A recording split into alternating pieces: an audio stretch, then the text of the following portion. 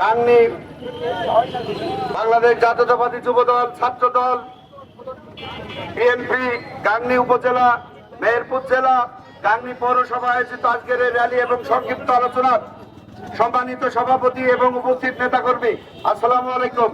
আমি আজকের এই র্যালিতে যারা অংশগ্রহণ করেছেন, বিশেষভাবে আমার পৌর ছাত্র দলের আমার স্নেহদণ্ড সন্তান তুল্য শাকিল, তারপরে আমার সালাউদ্দিন, মালিক ভাই, আরিফুল, বাবু, মানিক, যুব দলের সবাইকে আমি আমার পৌর বিএনপির পক্ষ থেকে আন্তরিক ধন্যবাদ ও অভিনন্দন জানাই। সংগ্রামী সাথী ও বন্ধুরা, আমরা অনেক বক্তব্য নলি ফাটিয়েছি। 18 বছর নলি ফাটানোর সময় নাই, এখন কাজ করে দেখানোর সময়।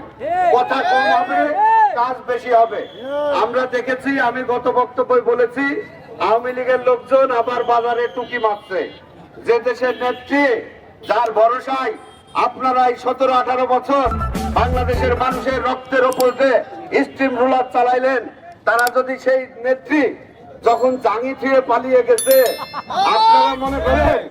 আপনারা মনে করেন যে খুব সহসাই আপনাদের পরিস্থিতি স্বাভাবিক হয়ে যাবে। বুকার স্বর্গে বাস করছেন। আমি স্পষ্ট ভাবে বলতে চাই, প্রশাসনকে বলতে চাই, আপনাদের আমরা একটা নির্দিষ্ট সময় দিয়েছি।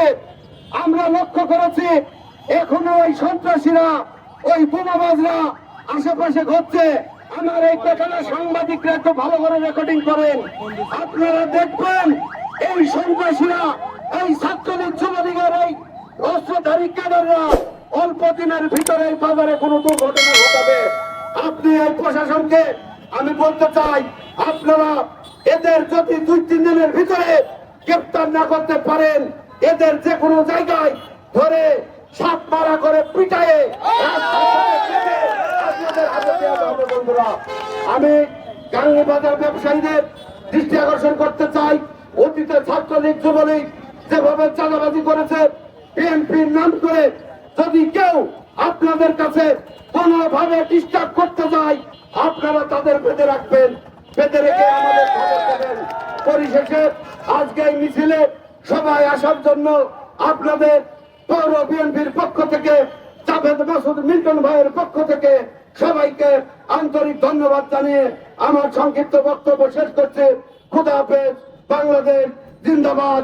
তারেক রহমান বীরের বেশে আসবে ফিরে বাংলাদেশে। ধন্যবাদ সবাইকে। এ পর্যায়ে বক্তব্য রাখছেন মেহেরপুর